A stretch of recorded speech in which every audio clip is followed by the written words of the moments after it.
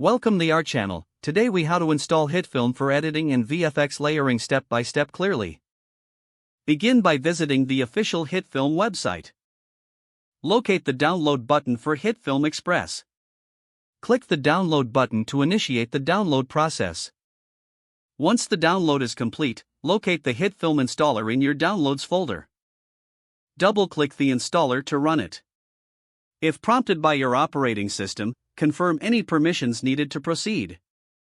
Follow the on-screen instructions to select the installation destination. Choose whether to install any additional components or software offered. After the installation folder is selected, click the Install button to continue. Wait for the installation process to complete. Once it's finished, you will see a confirmation message. Click the Finish button to exit the installer. Now, locate the HitFilm application in your installed programs. Double-click the HitFilm icon to launch the software for the first time. Take a moment to sign in or create a new HitFilm account if needed. After signing in, you will be greeted by the HitFilm interface. Familiarize yourself with the layout, including the media panel and timeline. To start a new project, click on the New Project button. Set your project settings according to your desired resolution and frame rate. Import your media files by dragging them into the media panel.